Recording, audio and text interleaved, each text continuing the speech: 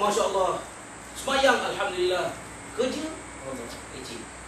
Saya pernah dibertanggungjawabkan untuk mengkhususkan sebuah syarikat daripada Melaka yang menghadapi Melaka sebenarnya. Banyak soal mana negeri tu kan. Syarikat tu aku nama refer balik kan. Apa ni? Sebuah syarikat yang menghadapi masalah pekerjanya terlampau kuat semayang. Bukan tak nak semayang, terlampau kuat semayang. Dan tugas saya adalah untuk mengurangkan semayang ni. Hebatnya Ustaz yang kita belajar.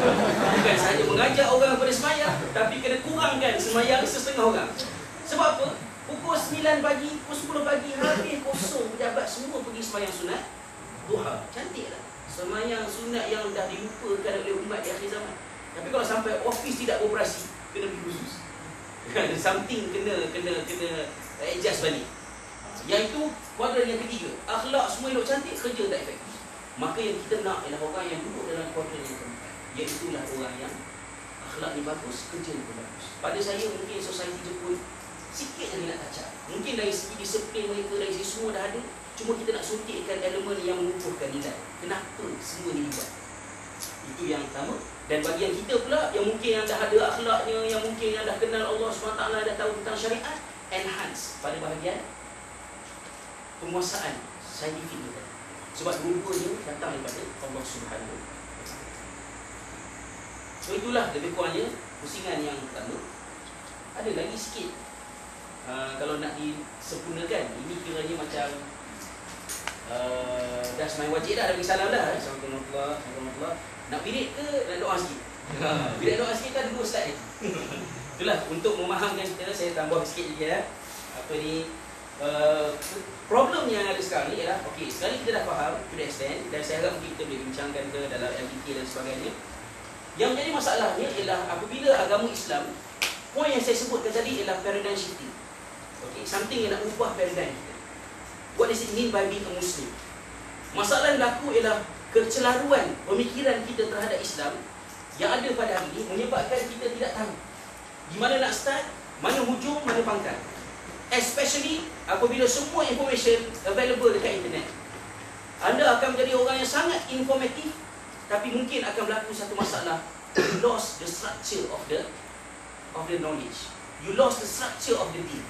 Tak tahu mana input, mana proses, mana output, mana hujung, mana pangkal. Contohnya, anda baca apa ni, sirah Nabi SAW, ada masalah dengan perawi bernama Ibnu Ishaq. Katalah ya, saya tahu maknanya widely available artikel tersebut, mungkin ada pernah came across. Ibnu Ishaq sebagai sumber utama kepada Ibnu Hisham, dan Ibnu Hisham adalah rujukan utama sirah kita. Problem yang berlaku ialah Ibnu Ishaq ialah seorang yang dikatakan sebagai orang yang cenderung kepada Syiah, ataupun seorang Syi'i. So macam mana timbul? Kita kata, macam mana boleh jadi macam ni kalau dah Ibnu Ishaq itu Syiah? Kenapa kita nak ambil daripada dia? Itulah yang merisaukan saya. Sebab saya ingat saya, semasa saya belajar di Jordan dulu, sebelum sampai kepada topik Ibnu Ishaq ni Syiah ataupun tidak, banyak perkara lain yang nak kena settle dulu. Maknanya nak kena tahu dulu apakah reference dalam sirah itu. Ada yang first hand reference, premier punya resource, dan juga sekunder. Apa beza premier, apa beza sekunder? Masdar dengan marajih, masadi dengan marajih. Contohnya, kes juga yang berlaku, misalnya seorang pelajar dalam program 2 minggu lepas saya buat program, saya sebut tentang masalah fiqh, bahawa kita tidak dituntut untuk investigate terlalu detail terhadap perkara yang tidak diperlukan untuk kita investigate. Contohnya dalam makanan ke apa dan sebagainya. Dia argue dengan saya, dia kata, saya rasa kita kena juga investigate, Ustaz. Dia tanya, kenapa?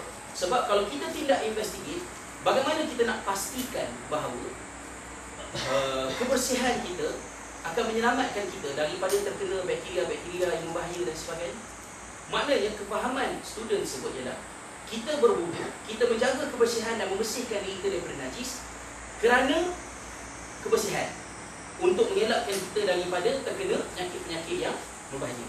So saya tanya balik, kalau saya duduk dalam operation theater, saya berada di kemuncak kebersihan, tidak boleh ada bakteria pada saya, kenapa mesti saya ambil semayang untuk saya semayang? Kalau saya duduk dalam operation theater, poinnya ialah kenapa kita kena berwudu. Ada 2 poin kat situ. Satu, apa yang dinamakan sebagai illah, dan yang kedua, apa yang dinamakan sebagai hikmah.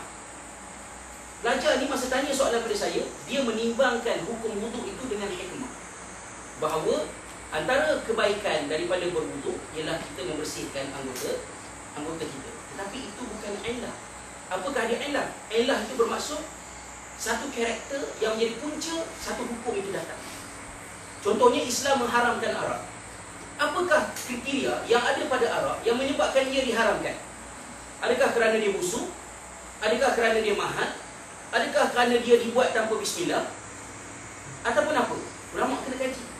Akhirnya baru ulama faham bahawa faktor yang menyebabkan arak itu diharamkan ialah kerana kriteria dia itu memabukkan. Memabukkan itu adalah ilah.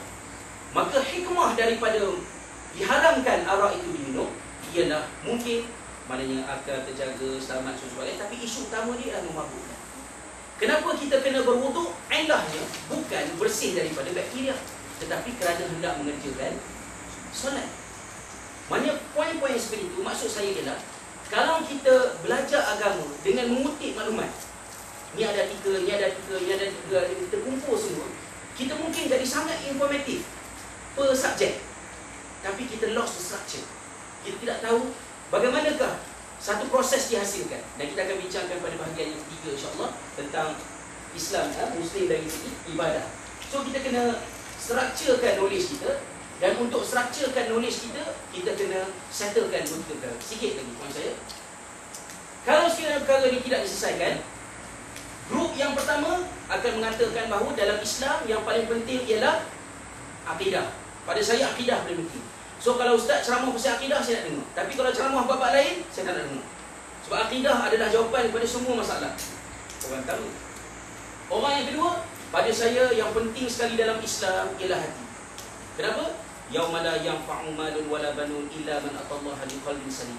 Pada hari akhirat tidak berguna lagi orang yang datang dengan harta dan anak pinak yang ramai, kecuali orang yang datang dengan membawa sekeping hati yang sejahtera. Maknanya hatilah segala-galanya. Kalau ustaz ceramah bab hati, saya nak dengar. Kalau bab lain, saya tak nak. Katalah orang kedua cakap begitu. Orang yang ketiga kata, oh no. Solat is the most important. Perkara pertama yang akan dihisap di akhirat ialah semayang. Maka semayang kena dibetulkan. Kalau ceramah saya semayang, saya dengar. Ceramah lain saya tak dengar. Akhirnya mereka jadi macam orang buta yang meraba gajah. Kan? Melihat dengan tangan. Tak bagi tadi kan? Ada, dia brain, dia melihat dengan tangan. Apa ni? Orang buta yang pertama, dia pegang belalai gajah, dia kata based on my first hand experience with no doubt, dia kata kan, gajah ni rupa dia macam buluh lemak. Kata lagi tu kan. Orang yang kedua pula bantah, dia kata no.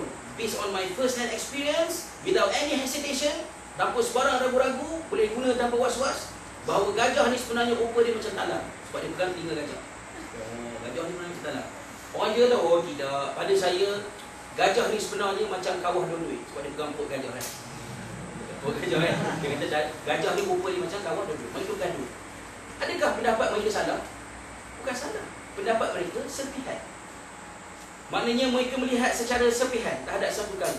Maka tugas kita adalah untuk mencantumkannya kembali.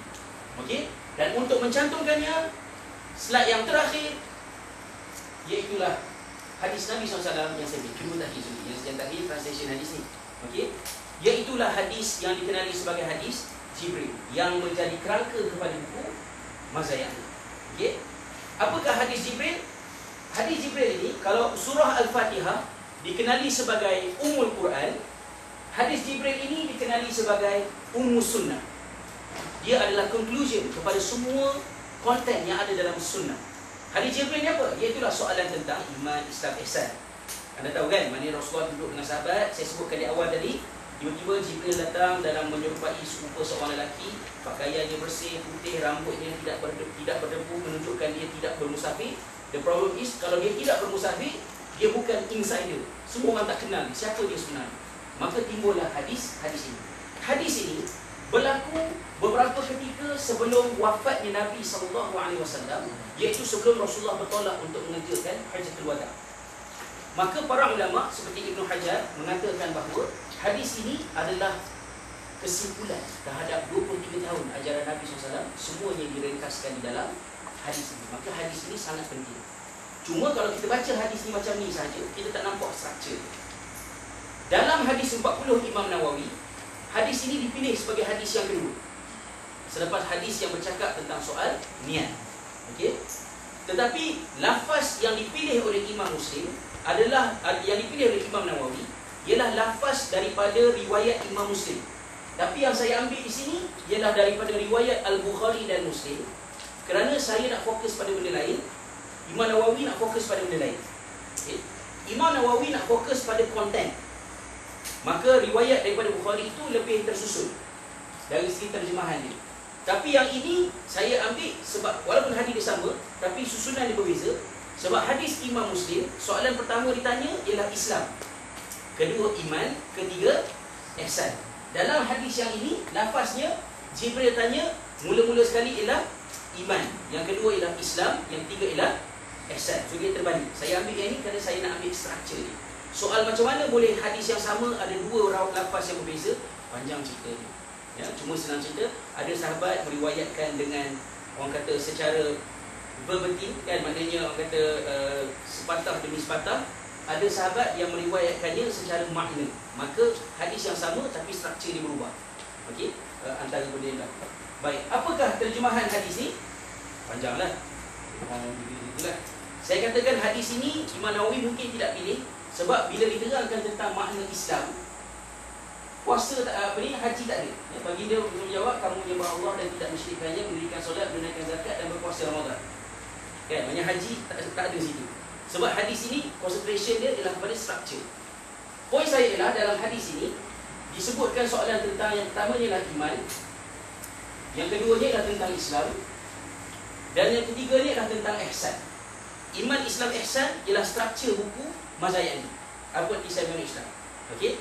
Kemudian Jibril tanya pula Rasulullah, bilakah kiamat? Kenapa? Deadline. Okay. Kamu nak amalkan iman, Islam, ihsan, deadline dia bila? Bilakah akhir masa? Rasulullah kata yang soal dengan yang disoal dua-dua tak tahu. Tapi yang boleh aku terangkan ialah tanda-tanda ni. Maka Rasulullah beritahu dua tanda. Dan dua tanda ni juga kita akan bahaskan. Iaitulah yang pertamanya, pembangunan yang menampak. Apabila gembala kambing, gembala unta, dalam riwayat ini gembala unta, dalam riwayat satu lagi gembala kambing, sibuk untuk meninggikan bangunan, maknanya ekstrim, ya, pembangunan yang ekstrim. Dan yang kedua, idza waladatil amatu rabbaha, apa saya?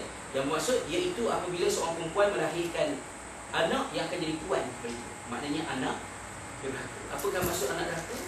Kehancuran institusi keluarga. Ini dua tanda kiamat besar yang akan. So in other words, keseluruhan hadis ini adalah kesimpulan agama. So kita akan bincang tentang akidah, asas iman, Islam sebagai asas Islam ibadah kita, dan ihsan berkaitan dengan akhlak, dan kita akan bincangkan tentang kehancuran institusi keluarga dalam bahagian kekeluargaan, dan kita akan simpulkan seluruh diskusi kita. Pembangunan itu akan masuk dalam saya akan sentuh pada bahagian institusi keluarga juga, dan basically inilah yang boleh kita lakukan. So untuk melegakan anda semua yang telah lenguh